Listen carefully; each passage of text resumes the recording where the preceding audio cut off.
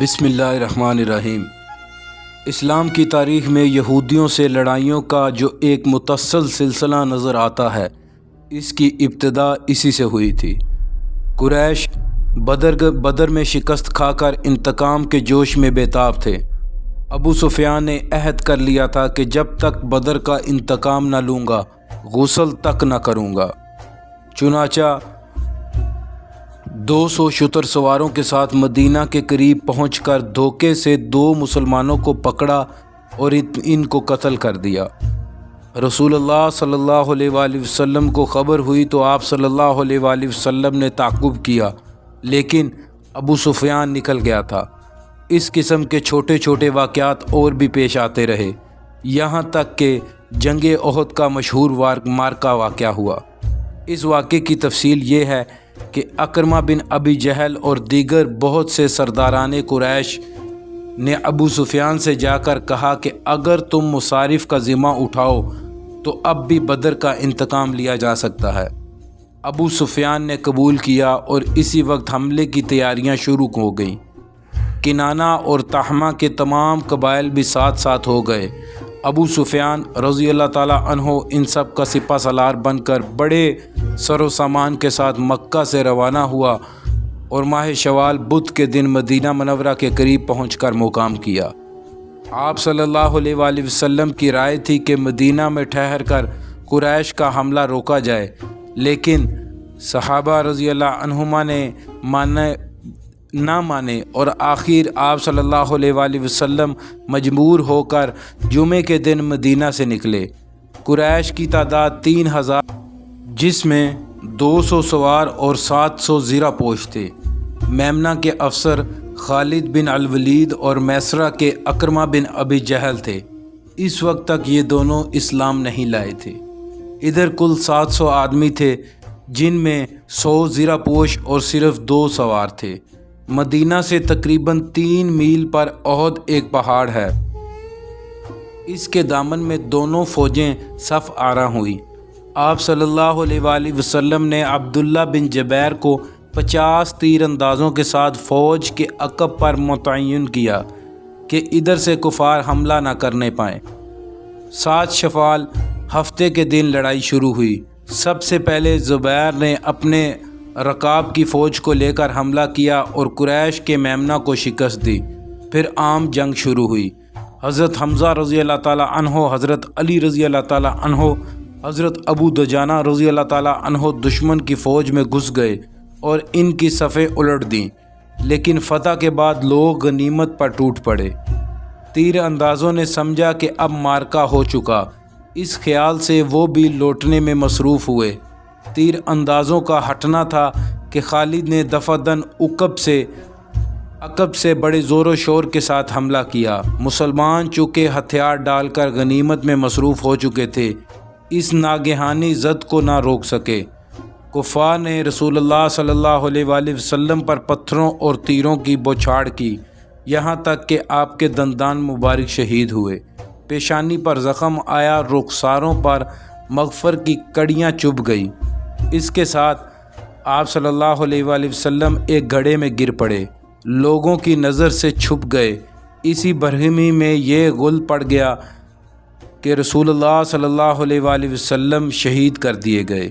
اس خبر نے مسلمانوں کے استقلال کو متزلزل کر دیا اور جو جہاں تھا وہیں سراسمیہ ہو کر رہ گیا۔ اس امر میں اختلاف ہے کہ آپ صلی اللہ علیہ وآلہ وسلم کے ساتھ آخر وقت تک کس قدر صحابہ ثابت قدم رہے۔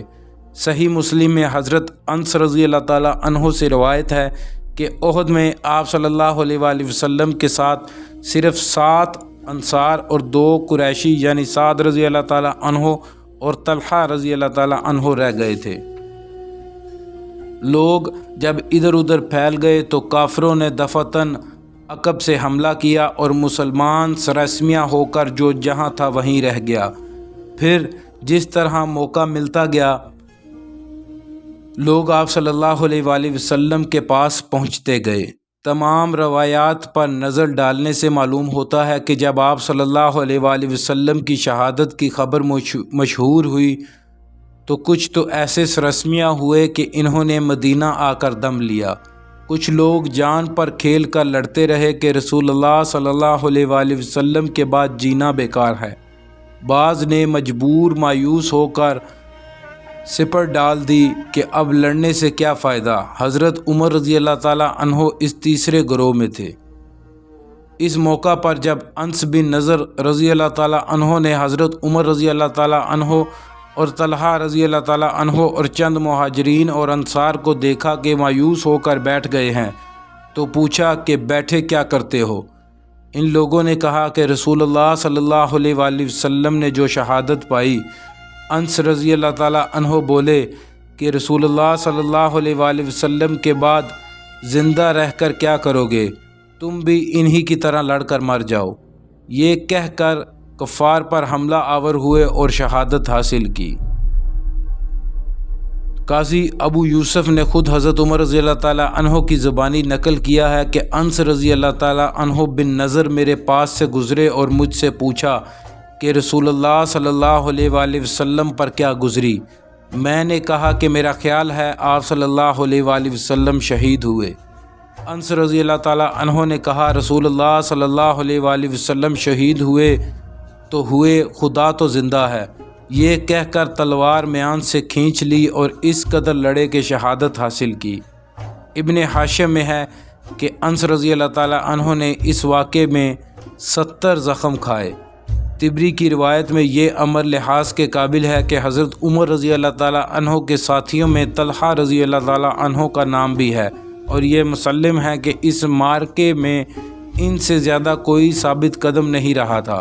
بہرحال یہ امر تمام روایات سے ثابت ہے کہ سخت برہمی کی حالت میں بھی حضرت عمر رضی اللہ تعالیٰ عنہ میدان جنگ سے نہیں ہٹے، اور جب آپ صلی اللہ علیہ وآلہ وسلم کا زندہ ہونا معلوم ہوا تو فوراً خدمت اقدس میں پہنچے۔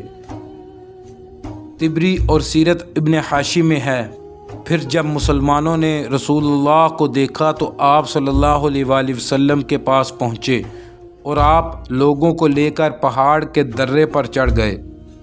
اس وقت آپ کے ساتھ حضرت علی رضی اللہ تعالیٰ عنہ، حضرت ابوبکر رضی اللہ تعالیٰ عنہ، حضرت عمر رضی اللہ تعالیٰ عنہ، طلحہ بن عبید اللہ رضی اللہ تعالیٰ عنہ، زبیر بن العوام رضی اللہ تعالیٰ عنہ اور حارث بن سما رضی اللہ تعالیٰ عنہ تھے۔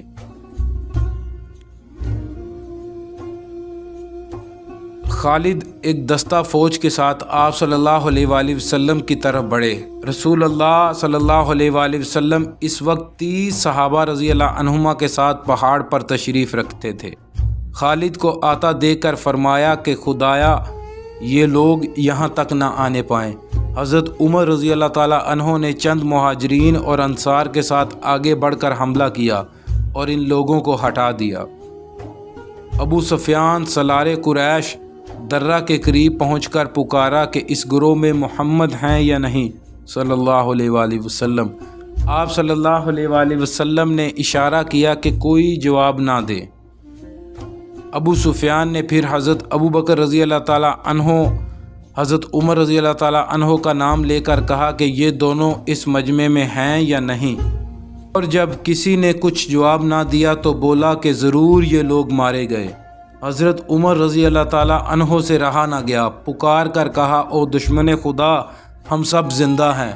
ابو سفیان نے کہا اے حبل، ایک بت کا نام تھا، بلند ہو۔ رسول اللہ صلی اللہ علیہ وآلہ وسلم نے حضرت عمر رضی اللہ تعالیٰ عنہ سے فرمایا جواب دو، خدا بلند و برتر ہے۔ اس سال حضرت عمر رضی اللہ تعالیٰ عنہ کو یہ شرف حاصل ہوا کہ ان کی ساجزادی حضرت حفصہ رضی اللہ تعالیٰ عنہ رسول اللہ صلی اللہ علیہ وآلہ وسلم کے عقد میں آئیں۔ حفصہ رضی اللہ تعالیٰ عنہ کا نکاح جاہلیت میں خنیس بن خزافہ کے ساتھ ہوا تھا۔ خنیس کے انتقال کے بعد حضرت عمر رضی اللہ تعالیٰ عنہ نے حضرت ابوبکر رضی اللہ تعالیٰ عنہ سے خواہش کی کہ حفصہ کو اپنے نکاح میں لائیں۔ انہوں نے کچھ جواب نہ دیا۔ پھر حضرت عثمان رضی اللہ تعالیٰ عنہ سے درخواست کی، وہ بھی چپ رہے، کیونکہ ان دونوں صاحبوں کو معلوم ہو چکا تھا کہ خود جناب رسول اللہ صلی اللہ علیہ وآلہ وسلم حضرت حفصہ رضی اللہ تعالیٰ عنہ سے نکاح کرنا چاہتے ہیں۔ چنانچہ 3 ہجری شعبان میں آپ صلی اللہ علیہ وآلہ وسلم نے حفصہ رضی اللہ تعالی عنہا سے نکاح کیا۔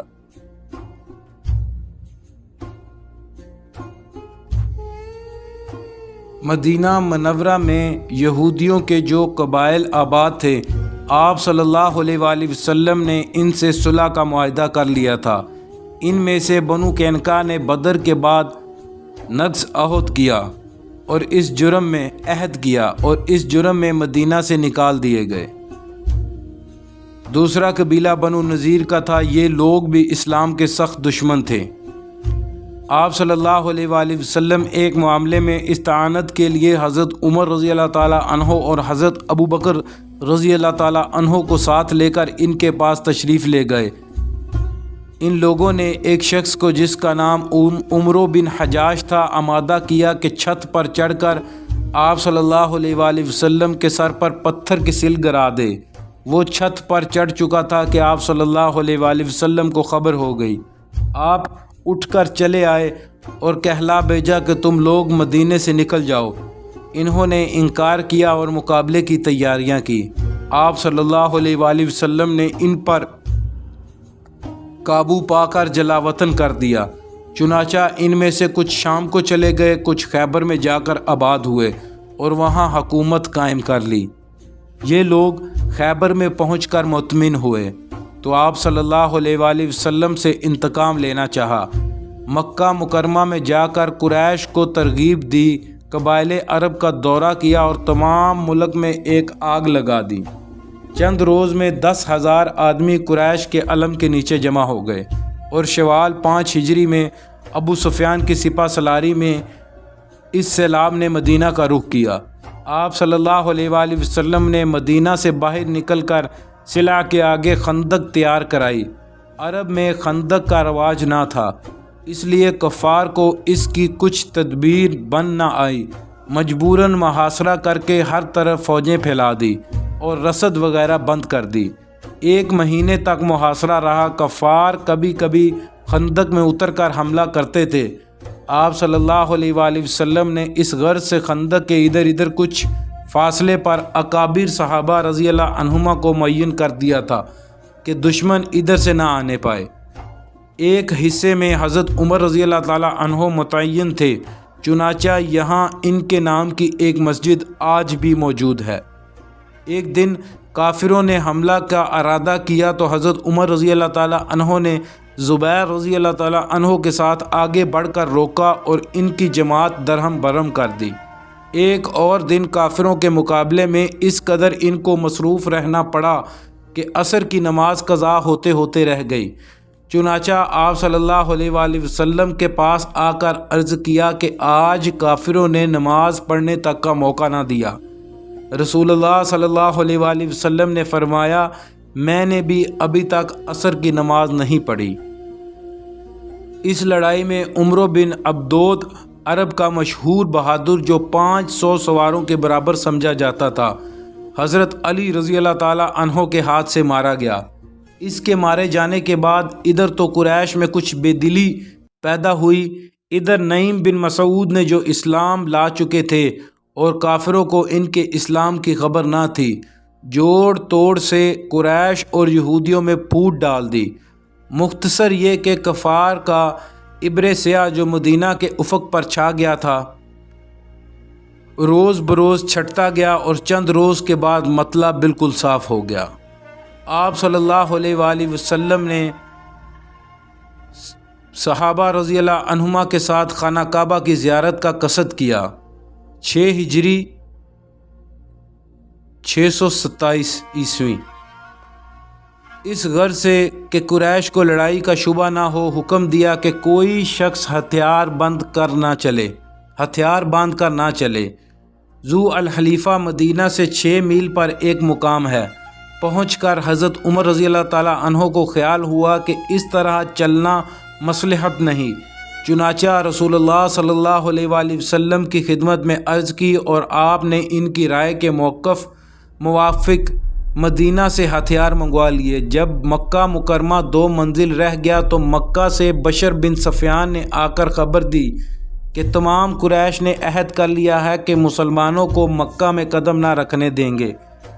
رسول اللہ صلی اللہ علیہ وآلہ وسلم نے چاہا کہ اکابر صحابہ رضی اللہ عنہما میں سے کسی کو سفارت کے طور پر بھیجیں کہ ہم کو لڑنا مقصود نہیں، چنانچہ حضرت عمر رضی اللہ تعالیٰ عنہ کو اس خدمت پر مامور کرنا چاہا۔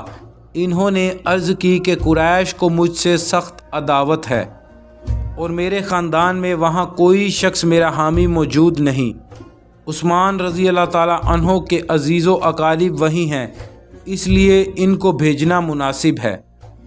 آپ صلی اللہ علیہ وآلہ وسلم نے رائے کو پسند فرمایا اور حضرت عثمان رضی اللہ تعالیٰ عنہ کو مکہ بھیجا۔ قریش نے حضرت عثمان رضی اللہ تعالیٰ عنہ کو روک رکھا اور جب کئی دن گزر گئے تو یہ مشہور ہو گیا کہ وہ شہید کر دیے گئے۔ رسول اللہ صلی اللہ علیہ وآلہ وسلم نے یہ سن کر صحابہ رضی اللہ عنہما سے جو تعداد میں 1400 تھے جہاد پر بیعت لی، اور چونکہ بیعت ایک درخت کے نیچے لی گئی تھی۔ حضرت عمر رضی اللہ تعالیٰ عنہ نے بیعت سے پہلے لڑائی کی تیاری شروع کر دی تھی۔ صحیح بخاری غزوہ حدیبیہ میں ہے کہ حدیبیہ میں حضرت عمر رضی اللہ تعالیٰ عنہ نے اپنے ساجزادے عبداللہ کو بھیجا کہ فلاں انصاری سے گھوڑا مانگ لائیں۔ عبداللہ بن عمر رضی اللہ تعالیٰ عنہ باہر نکلے تو دیکھا کہ آپ صلی اللہ علیہ وآلہ وسلم لوگوں سے جہاد پر بیعت لے رہے ہیں۔ انہوں نے بھی جا کر بیعت کی۔ حضرت عمر رضی اللہ تعالیٰ عنہ کے پاس واپس آئے تو دیکھا کہ وہ ہتھیار سجا رہے ہیں۔ عبداللہ رضی اللہ تعالیٰ عنہ نے ان سے بیعت کا واقعہ بیان کیا۔ حضرت عمر رضی اللہ تعالیٰ عنہ اسی وقت اٹھے اور جا کر آپ صلی اللہ علیہ وآلہ وسلم کے ہاتھ پر بیعت کی۔ قریش کو اصرار تھا کہ رسول اللہ صلی اللہ علیہ وآلہ وسلم مکہ میں ہرگز داخل نہیں ہو سکتے۔ بڑے رد و بدل کے بعد ان شرائط پر معاہدہ ہوا کہ اس دفعہ مسلمان الٹے پاؤں واپس چلے جائیں، اگلے سال آئیں لیکن 3 دن سے زیادہ نہ ٹھہریں۔ معاہدے میں یہ شرط بھی داخل تھی کہ 10 برس تک لڑائی موقوف رہے، اور اس اثنا میں اگر قریش کا کوئی آدمی رسول اللہ صلی اللہ علیہ وآلہ وسلم کے ہاں چلا جائے تو رسول اللہ صلی اللہ علیہ وآلہ وسلم اس کو قریش کے پاس واپس بھیج دیں، لیکن مسلمانوں میں سے اگر کوئی شخص قریش کے ہاتھ آ جائے تو ان کو اختیار ہوگا کہ اس کو اپنے پاس روک لیں۔ آخر شرط چونکہ بظاہر کافروں کے حق میں زیادہ مفید تھی، حضرت عمر رضی اللہ تعالیٰ عنہ کو نہایت اضطراب ہوا۔ معاہدہ ابھی لکھا نہیں جا چکا تھا کہ وہ حضرت ابو بکر رضی اللہ تعالیٰ عنہ کے پاس پہنچے اور کہا کہ اس طرح دب کر کیوں صلح کی جائے۔ انہوں نے سمجھایا کہ رسول اللہ صلی اللہ علیہ وآلہ وسلم جو کچھ کرتے ہیں اسی میں مصلحت ہوگی، لیکن حضرت عمر رضی اللہ تعالیٰ عنہ کو تسکین نہیں ہوئی۔ خود رسول اللہ کے پاس گئے اور اس طرح گفتگو کی، یا رسول اللہ صلی اللہ علیہ وآلہ وسلم، کیا آپ رسول خدا صلی اللہ علیہ وآلہ وسلم نہیں ہیں؟ رسول اللہ صلی اللہ علیہ وآلہ وسلم نے فرمایا بے شک ہوں۔ حضرت عمر رضی اللہ تعالیٰ عنہ نے فرمایا کیا ہمارے دشمن مشرک نہیں ہیں؟ رسول اللہ صلی اللہ علیہ وآلہ وسلم نے فرمایا ضرور ہیں۔